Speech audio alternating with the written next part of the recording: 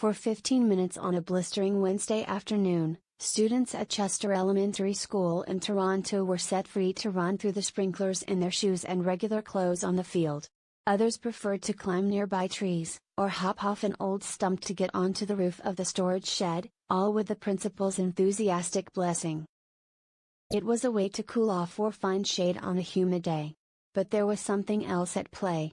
In an era when so many parents seem to be filling every free minute of their child's day with organized activities, sports teams, music lessons or tutoring, a growing number of educators across the country are embracing the idea of putting unstructured play back into school playgrounds.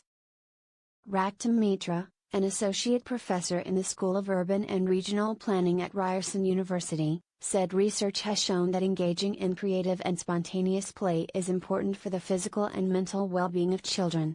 The idea is that when your free time is more creative and more imaginative, then you can concentrate more on the structured elements of your day, he said.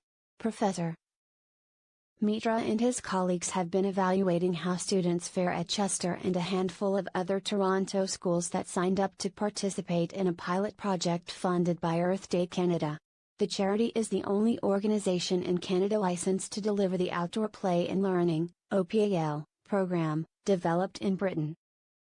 It pushes to bring back unstructured play and encourage children to use all sorts of loose parts, spares, tires, ropes, sticks, logs and other cast-offs, to build whatever comes into their heads.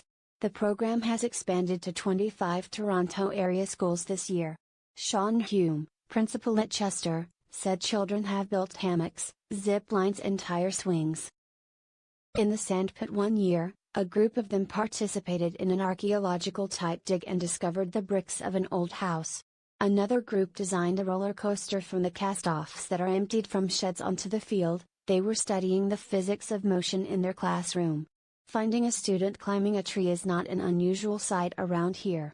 Professor Mitra said that in his interviews with teachers and school staff, he found that students were more inclusive and children from different grade levels and from different backgrounds and genders played together. When Mr. Hume first came to the school 4 years ago, he said some children used the field for soccer. But many did not participate and were inactive during lunch and recess. Since signing up for the OPAL program 3 years ago, he has seen more children being active during recess and lunch, and as counterintuitive as this may sound, fewer students are coming to the main office for band-aids or complaining of injuries. Staff, he said, are asked not to discourage what they may deem as more risky play but to engage in conversation with students on 3 rules. Is what you're doing fun? Is what you're doing inclusive? Is what you're doing safe enough? Kids are learning to take risks, Mr. Hume said.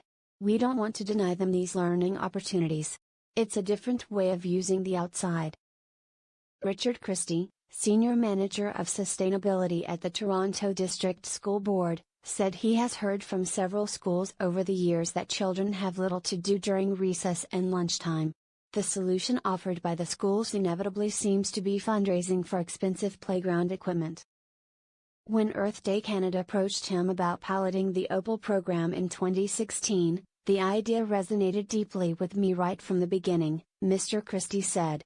Chester became an OPAL school the year before. We have lost sight in our culture of unstructured free play. Recess time and lunchtime has come to be seen as a break for everybody, Mr. Christie said, adding that the time can be valuable for social development and brain development. We have to reclaim that time and see it for the value that it has. Mr. Hume said turning on the sprinklers on Wednesday was an introduction to the OPAL program for the new students at the school. There were no complaints. They'll go home and this will be the best second day of school they've ever had, he said.